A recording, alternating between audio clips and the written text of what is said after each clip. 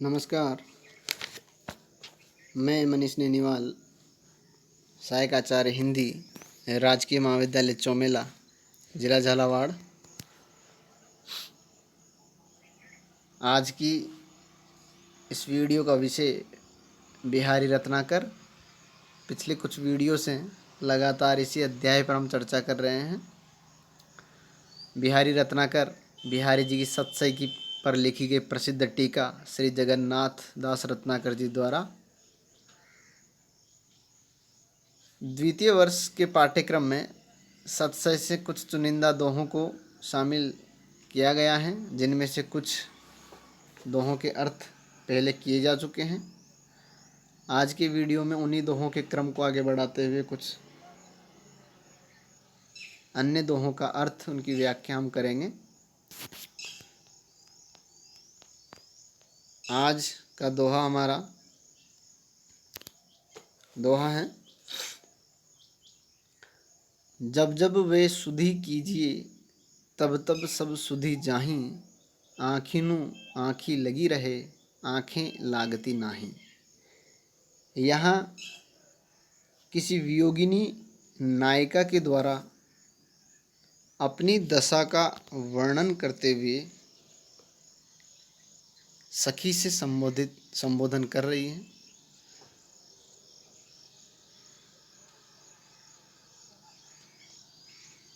यहाँ सबसे पहले शब्दार्थ देख लेते हैं। यहाँ वे नायक के लिए आया है। सुधि और सुधि दो बार आया है अलग अलग अर्थों में। पहले सुधि का मतलब होता है याद करना, स्मरण करना। वे सुधि यानी उनको याद करना, नायक का स्मरण करना। और सुधि जाही का मतलब है सुधि खो जाना, चेतना चली जाना, खो जाना। दूसरी सुधि का मतलब है चेतना। तो यह यमक अलंकार का चमत्कार है।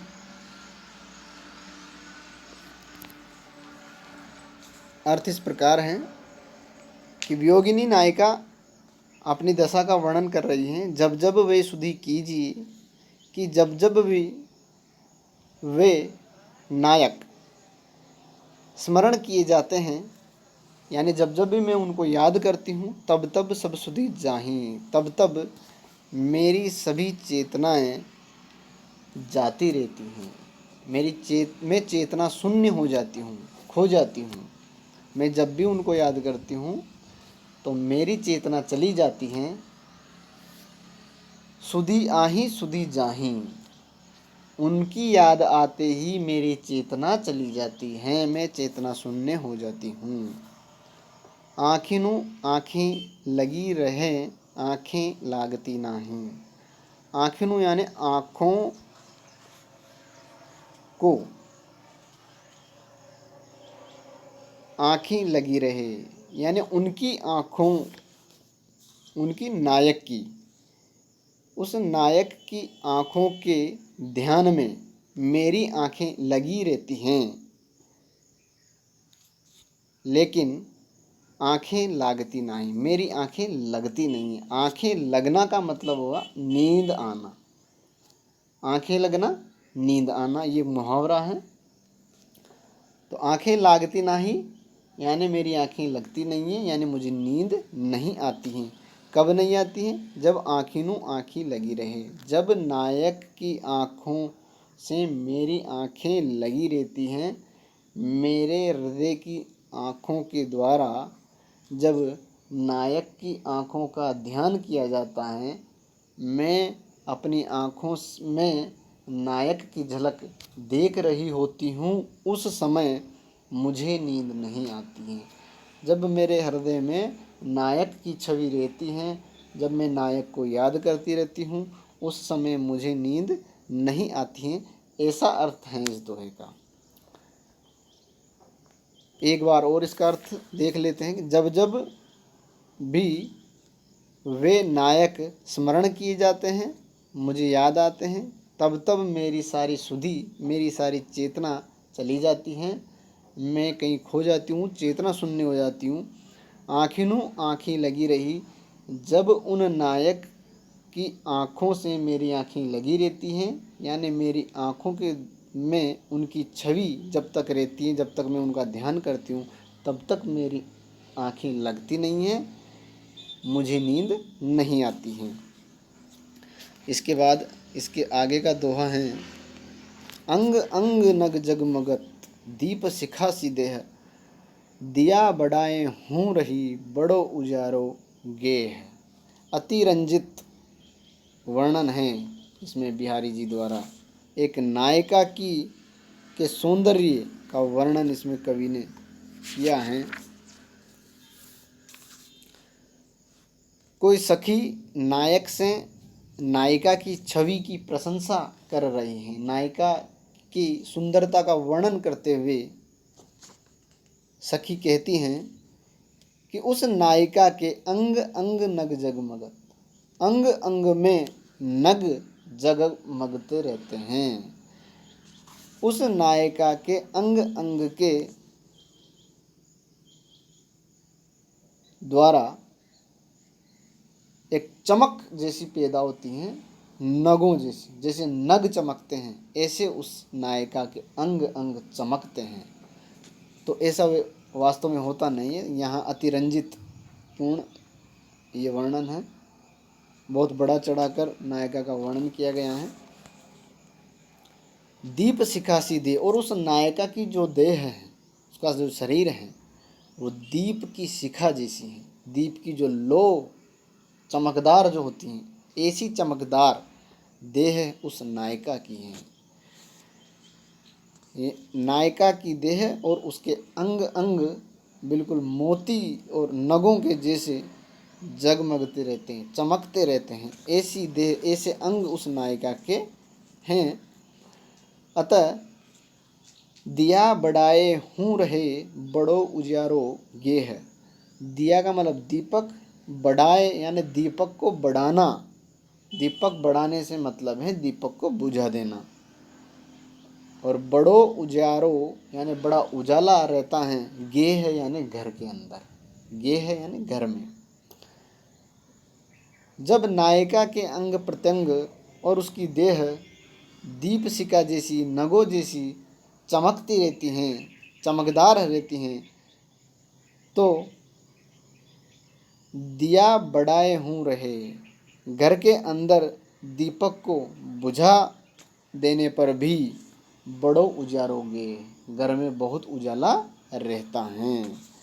तो यहाँ बहुत ही अतिरंजनापूर्ण वर्णन है, अतिशयोक्ति अलंकार हैं। और कभी कभी बिहारी जी जब नायिका की सुंदरता का इस प्रकार से बहुत बड़ा चढ़ाकर अतिरंजनापूर्ण वर्णन करते हैं तो वो हास्यास्पद भी हो जाता है। उसी प्रकार का दोहा यहाँ है। नायिका की सुंदरता का वर्णन करते हुए कवि उसके अंग प्रत्यंग और उसकी देह में, उसकी देह को दीप शिखा जैसी बता देता है, और उसके अंग अंग में नग की चमक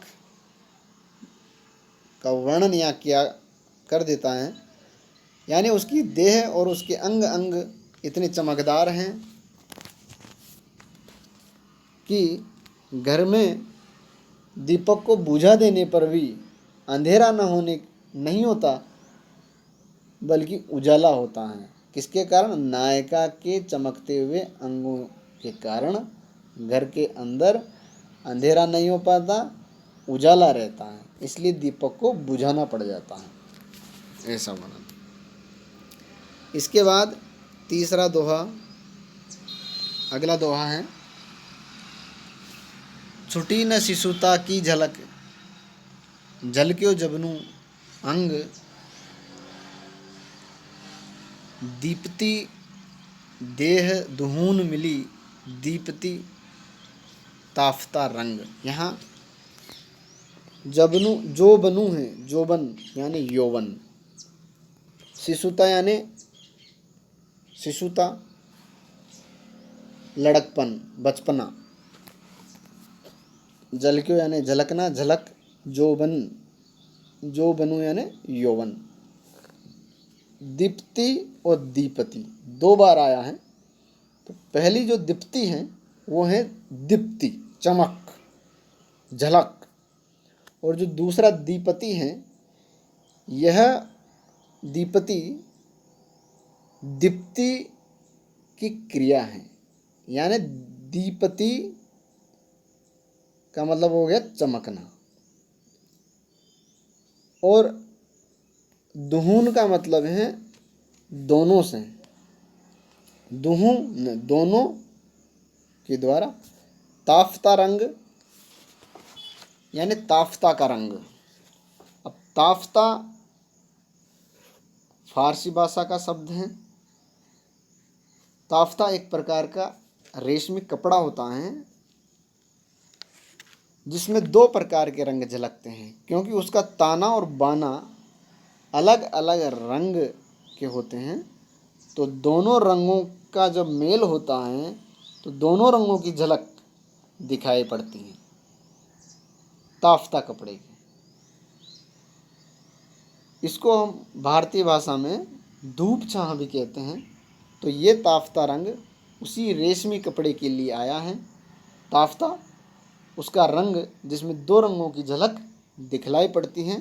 तो यहाँ भी ये बातें किसी नायिका वय संधि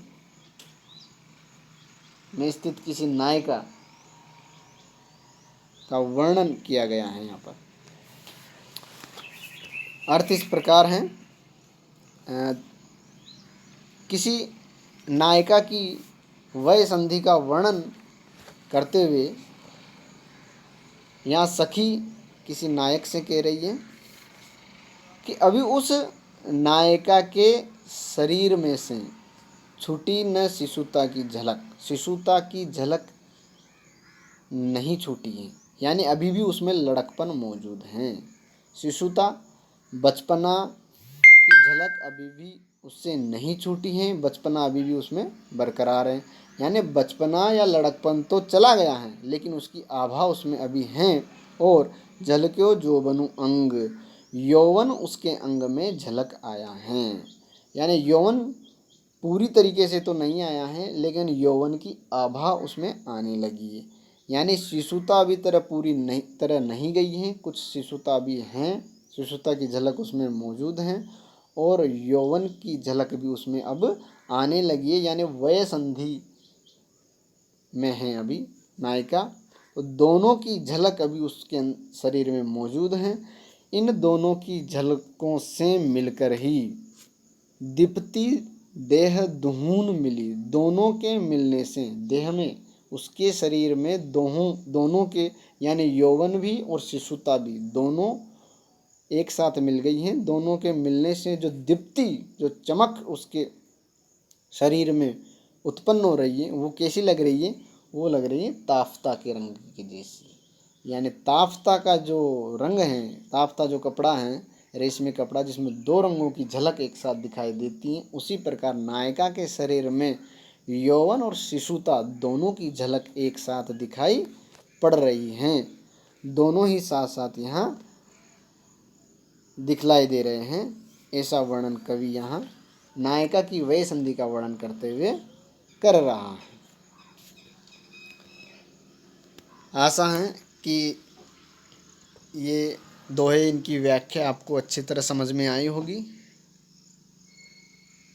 अब आगे अगले दोहों के बारे में हम अगले वीडियो में पढ़ेंगे। अभी और भी दोहे बाकी हैं इसमें। तब तक के लिए धन्यवाद। जय हिंद।